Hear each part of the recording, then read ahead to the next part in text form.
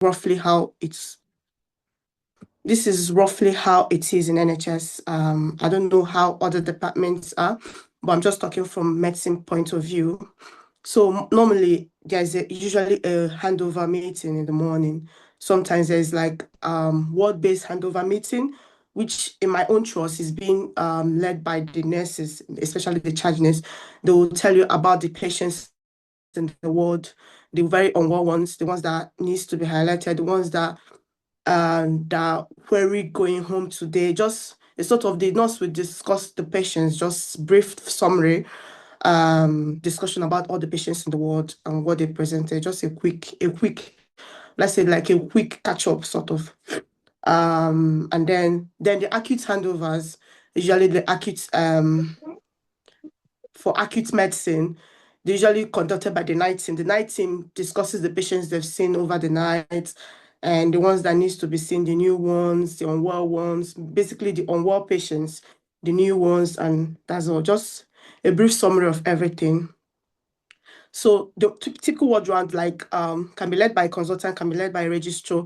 You can also do the ward round yourself as a junior doctor. You just after doing the ward round, you need to update any senior that is around or what you've done in your jobs and your plans and all that. So it's just typically the normal ward round we know in back home. So some hospitals, it depends on the trust. Some trusts still use both electronic and paper handwritten. My trust, they use the both. Some trusts just use electronic, everything on electronic, including the ward rounds, everything is on the system. Why some trusts they do both. They write on the notes and they also update the word rounds and everything on the computer on electronic. So it depends on the trust. It's trust based. Depends on what the trust uses. So, but basically, typical thing of a junior doctor, just the preparing the notes. If you're very new, sometimes if you're new to a ward or you don't know anything that's going on in the ward, just try to ask from the nurses what's going on, what and what you need to do as a junior doctor. The nurses are helpful, and just try to know the patients and the consultant. Sometimes the consultant they don't come on time. Some of them come like 30 minutes later or thereabout. So just try to know the patients by some doctors, some consultants will like you to prep the notes for them, some will not, but just try to know the patients that you're covering. So most times, depending on the number of beds in the ward, if it's like a 30-bed ward, they usually depend on the number of junior doctors. I'm just talking from my own side. Depending on number of junior doctors, they can share the ward into three and to like 10, 10, 10, or 11, 11, 11, just depending on the number of junior doctors. Sometimes junior doctors are three, sometimes that it depends. So when you know the number of the beds you're covering, you try to know the patients on those beds by trying to, you can go through their notes, you can go through their presenting complaints, what they're managing for the updated laws, including the scans and all that, just for you not to be caught unawares whenever the consultant comes or something, if they get to ask any questions. But I mean, if you don't know any of the questions, you can just say you don't know, or you're just new and you're just knowing the patient for the first time. But this is just the brief things going on. For the job list is very good to sort of have like normally I usually go. Some people recommend getting like a short notes that you use and write. I usually go with a plain sheet of paper. Anytime I'm starting the morning, the ward run, I just go with a plain sheet of paper. Just try to make everything simplified for you. The job list, you make it as the ward run starts. You just make the job list, the patients you see, those cannulas, bloods, referrals, and all that. And this table is just like a copy. I just highlighted it. I just picked it from this foundation program book. It's sort of helpful. That's why I picked it. But it just highlights the patient. Sometimes you don't go. Some people, it depends actually. Some people go by just taking the stick of the patient and then they'll just place the stick on a plain sheet. Then on the side they'll just write just a brief summary of maybe the jobs, maybe TTOs. TTO means like discharge medication the patient is going with. Just if you hear those names, TTOs, all the stuff. So so just some people like using the initials to write the name of the patient. Let's say the surname and the first letter of the first name and then the first letter of the last name, just initials. Some like using the sticker. Depends on what you want and how simplified you want your job list to be. So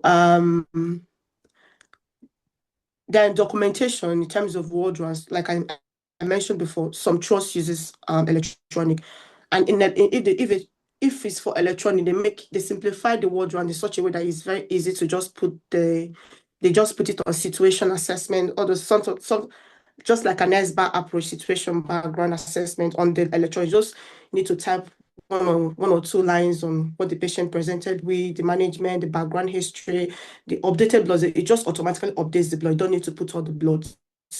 But for the handwritten one, you need to write just brief summary of everything, what the patient presented with. Some people go ahead to write the admission day or admitted on so date, and then but most important thing, just make sure that you've placed the patient sticker on that page. If it's like a handwritten one, just make sure that the patient sticker is on that page, including the date and the time. Very important, date and time, patient sticker before you start writing the word round, your name, just like this one.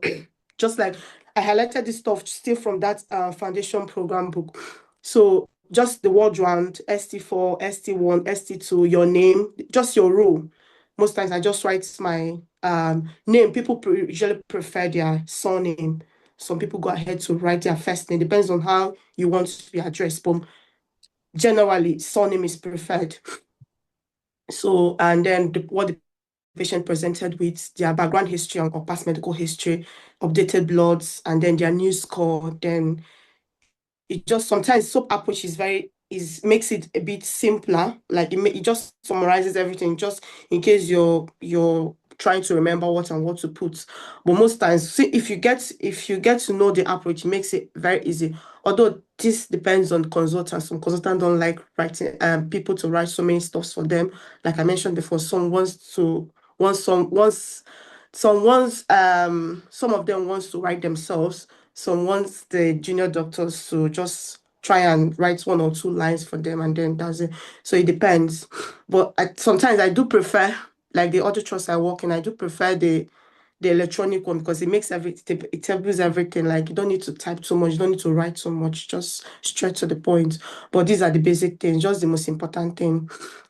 And then just make sure, if for the paper one, just make sure that your handwriting is very clear because some people struggle to read people's handwriting as well. So the common prescriptions, like this one it depends on the trust actually. Some because trust based, they use different things for because all those their software. Some use different things for medications, but it's all the same thing: regular medications, PRN, antibiotics. In a ward round, if a patient is on antibiotics, maybe an IV, sometimes if it's like sepsis related sort of admission, sepsis of any sort, so sometimes they start antibiotics IV for like 48 hours or so, pending the bloods and considering whether you're switching to oral. So antibiotics, why I highlighted antibiotics in terms of ward round, these are things you look out for. Is this patient on antibiotics? How long? What day? Does it need to be switched to oral if it's on IV? These are things you need to look at. Also, if you're looking at review medications on the ward, if this patient is that, just review the medications, the ones that the patient needs to continue or the ones that the patient does not need to continue. Let's say now this patient is coming in with acute kidney injury. Are there some medications you need to suspend at the time being until the acute kidney injury resolves? These are things that you need to just look out for. Like you review the medications, you're reviewing all the patient's medications. Are they the correct medications the patient should be on? Are there ones that you need to temporarily suspend until discharge? So these are the things you just need to look out for. And then also, if you're prescribing medications, new medications during ward round or even when you're doing your jobs, you just, especially that why I highlighted that renal function, you just make sure that if this patient's renal function, like if it's a low renal function, you're trying to make sure that you're prescribing the medication as per what is recommended by BNF in terms of that particular medication. If you're still in doubt, you can always ask the pharmacist. They're always there to guide. Then the drug charts, that's the same thing I've just mentioned, including the anticoagulants, oxygen, and all that. I'm just trying to rush so that I won't waste our time. Um, then that last line I highlighted say never prescribe without understanding the drug fully.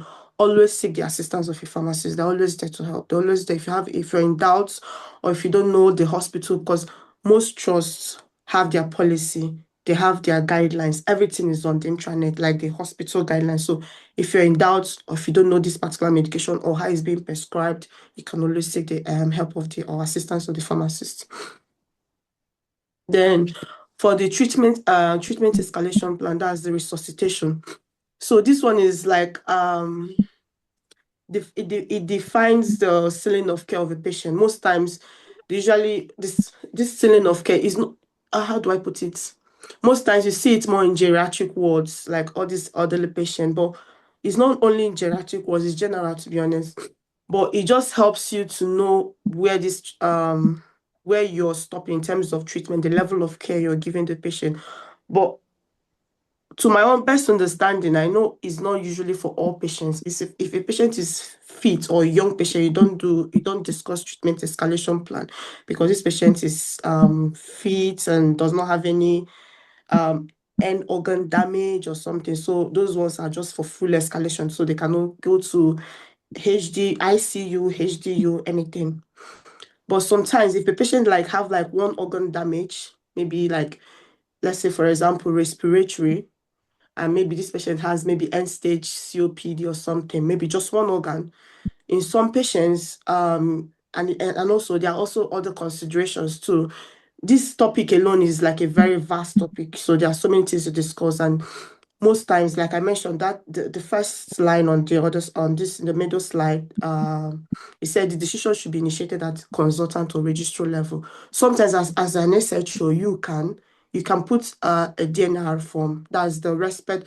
It has changed to respect form. That form on this slide, I highlighted. I got it from the Resuscitation UK website. So this is the current form that is now being used. Is different from the old one, which is just the DNR form. That's do not attempt resuscitation form, just not for CPR form. But this one has now a more a better form, let me put it that way, a respect form, just what this patient wishes and everything. There's a place where you can need to put like what this patient wishes to have at maybe terminal phase of life. Does this patient wants to be in the hospice or at home or in the hospital during the last days of life? But these discussions normally they're usually made when the patient is compose mental, like when the patient has got mental capacity, because you need to make this decision with this patient, or sometimes in dementia patients that are very, very um that does not have mental capacity, and you know that this discussion needs to be made. Most times you do it with the family. But this topic alone is a vast topic, so I can't put everything. But just I'm just talking on the aspect of ward round.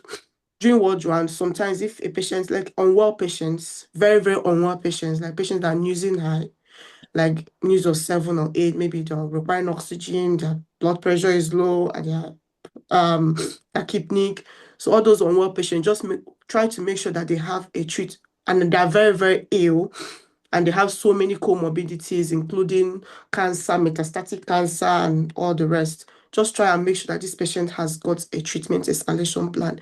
If not done, try to highlight or make the consultant to be aware of those patients, because if anything happens out of hours, you, the doctor that saw, I don't know, it's very important to just make sure that these patients have a discussion, resuscitation plan made for them. That's treatment escalation plan. Are they for high CU level or the HDU level, that's the mid intermittent care, or just ward-based care, just everything in the ward. They don't need to be intubated, they don't need to have NIV, they don't need to go to ICU and all that. So if you see such patients, just highlight it to the consultant. Then these are the useful apps. The most important ones, to be honest, that I've used to a great extent, are very helpful, is BNF, generally BNF. The MD calc is very, very important as well for all those well score and the rest, everything scoring. Also this induction slash, I think is an induction or switch app, but the correct name now, the real name, the updated name and its accuracy app is just an app that helps you get all the hospital contacts, the bleep system. Like if you want to get to such department, social department, what is the best number to use? Understand how to bleep and all that. Then, so confirming, these are all the things that in the topic I was told to deliver. So confirming death and certifying death. Confirmation of death is different from certification. Confirm is when you pronounce someone has died, and then the certification is the document itself. So doctors generally confirm death, and then so doctors can give a certificate of death. So confirming death is just the basic thing we know. Like I mentioned again, that particular textbook I highlighted the foundation, it explains all this stuff, how to, and then also trusts, different trusts has their own different, how do I put it? How do I put it? The guidelines or the people, like my trust. If a patient has died and they've called you as a doctor to come and verify or confirm that this patient has died, there's usually a book that the nurse will give you. This book, you don't need to cram anything, you don't need to stress over it. It's just the same way we confirmed it back home. But this book really helps you to tick the whole boxes in case you're going to forget anything, like this hard sound. You've checked it for 2 minutes, you tick it, carotid pause, and the rest. And then some trust will tell you to document. You have to document, and then fill some paper forms towards the end. Some you just the confirmation is just that paper form. If you fill the paper form, you don't have any business writing everything on the notes.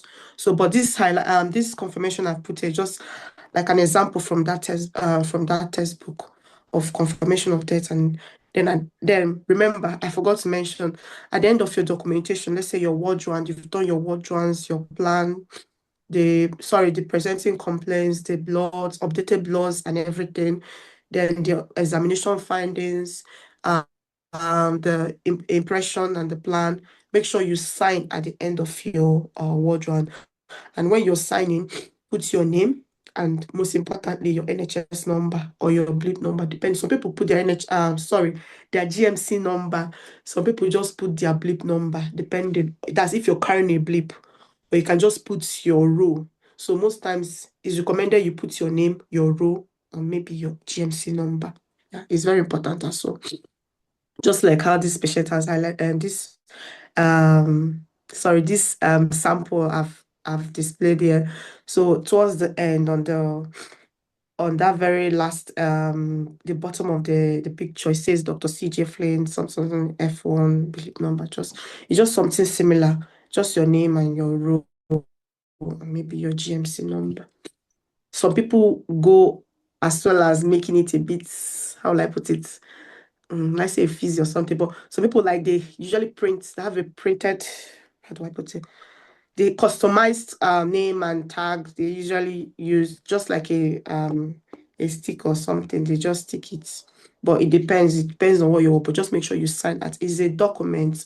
So patients, even your ward rounds are all documents. So at the end of everything, once you've written in a patient's note, at the end of the note, you make sure you sign your name and your role, maybe your GMC number. So so completing this medical certification of death, that's the certificates.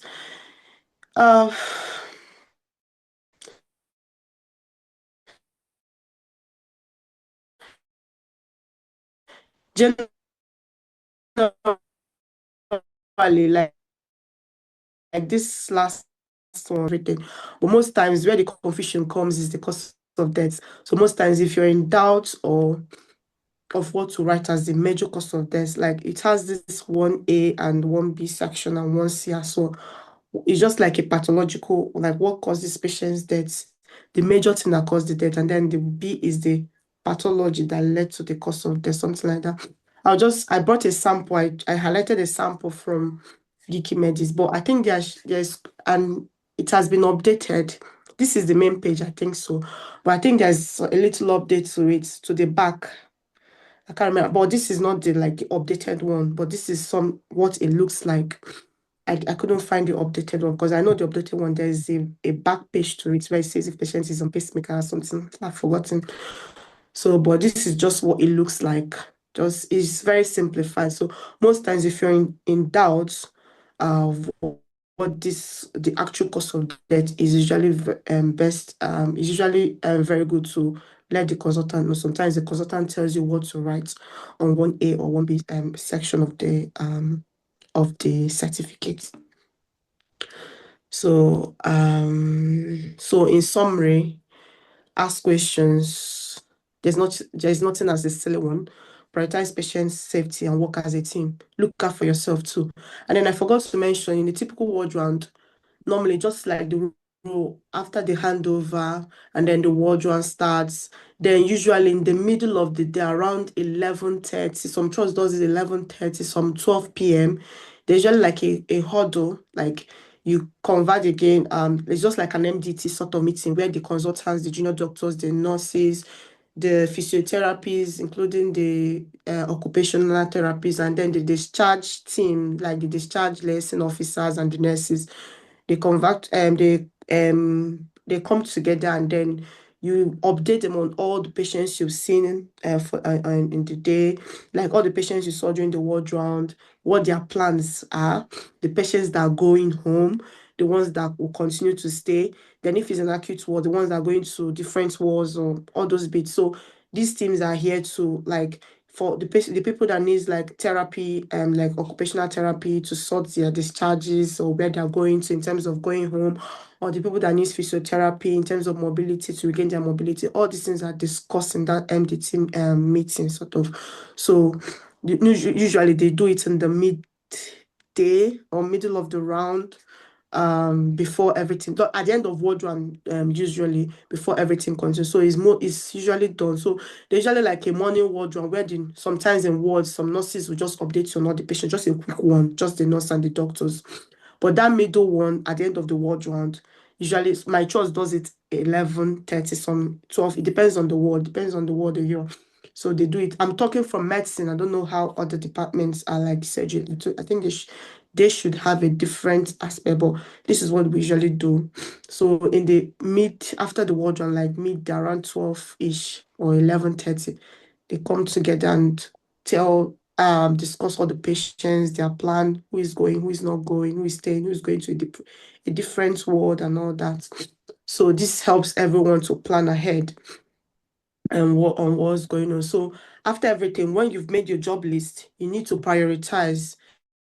And then remember to take your break as well. Most times after that middle of the usual huddle after the ward round, then you can take your break, 30 minutes break, and come back. Prioritize your list. Most times you go with the very unwell patients that needs things to be done very quickly. Maybe you need a scan to be discussed with the radiologist so that it can be done quickly, or you need and also prioritize patients that are going as well, because patients needs to go for beds to be available for the acute, for the patients that are coming in. So these are how you prioritize patients as well. So when you've done your job,